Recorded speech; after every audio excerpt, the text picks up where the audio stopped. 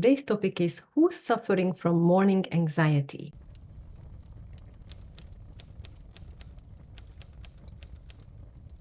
Morning anxiety is typically happening to people who's waking up in the morning and realizing that whatever they're supposed to do that day is actually not fulfilling for them or not bringing them joy and happiness, is actually a burden for them. So when they realize that in the morning, they start to get anxious and stressed about like, oh, I still need to do it. I still need to go there. I still need to see those people. I still need to actually go through those responsibilities. So why is it happening to these people? They feel lost. They feel unfulfilled.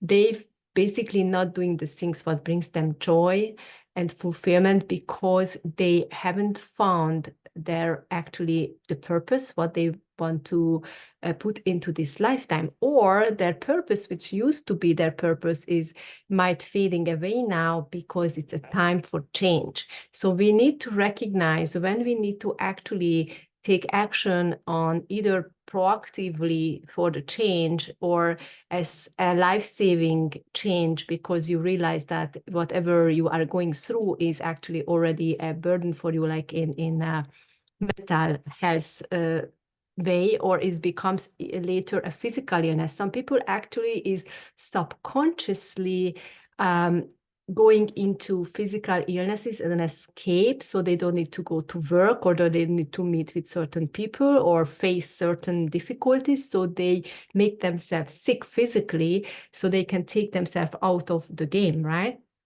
So, but this is subconsciously happening to those people who's actually are unsatisfied or feeling lost or feeling that they don't know where they are heading towards. They are just living their life day by day. So how can you actually get out of this morning anxiety, morning stress? How can you actually find your purpose, or how can you actually feel good in your current situation? So basically looking at it from a different perspective, that's the first thing what you can do. That's the easiest things to do, to actually shift your mindset, shift your way of thinking about the situation. That's like, you can say, okay, this is an object. You think about this object that this is like hard and cold and looking ugly, but you can change your thoughts and you can say that actually that object is quite interesting and it's actually could help me to come up with other ideas and so on and so forth. So you can actually shift your perspective about anything to positive from negative. So if you are looking at your job and you say, oh, I need to spend time with those miserable people, or I need to wake up early, I need to get there in the commute. And so you can actually start thinking about that. Oh, during the commute, I can listen to my favorite podcast, or I can read my book. And then when I get there, basically, I can decide that who I want to talk to or who I need to actually spend the more time with. And I can even maybe find something interesting out of those people if I don't just focus on the job, but we can have some interesting hobbies, hobby together, or some other things what we can talk about, what we never went into, like, because we were always focusing on talking about the work and the responsibilities, but what if they are actually interesting people when we start talking about other things? And then when you feel like the job what you do is not fulfilling, then you can actually think about it like, oh, I am actually so grateful or so blessed because I know every day what I need to do. So it's not like nothing which can come across to me, which I can't find a solution for because I'm doing this job for 10 years now. So now I'm kind of like mastering it. So it's so easy to actually do whatever I need to do. So that's the positive way of thinking of it. And yes, I have a salary. I actually have an income, which is constant, like every month. So basically, what are the positive aspects of the situation? What makes you feel unfulfilled or unhappy? If you put down the positive aspects, you can actually have a different perspective about it.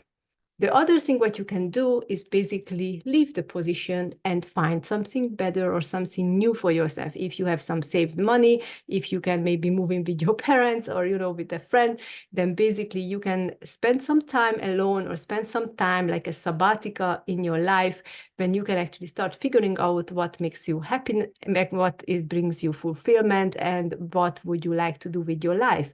But that needs some time tuning inside of you and connecting with your higher self, because that's where the solution coming from. It's every solution is inside of us, and then the solution is also coming through your higher self from the universe intuitively. So when you start, for example, meditating, transcendental meditation, you're opening your third eye and you become more intuitive. You can start to receive all kinds of guidance, and more you're going to see your purpose like a vision, and you're going to start having like this mission as well, what you want to conquer.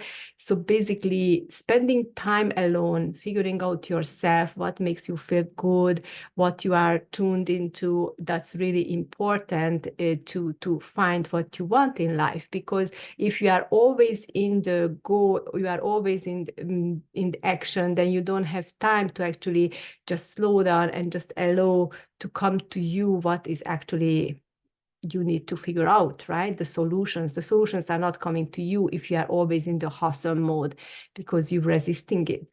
So you need to have a striving time and the growth time. And the growth time is when you actually just relax, recuperate, and analyze things, adjust things in your life. So what would be the best solution for you? If you are looking for some effective meditations for this, how to open your third eye, then it's in my playlist for free. So check it out and let me know how it worked for you. Thank you so much for watching. And if you like this video, please subscribe to my channel, and see you next time.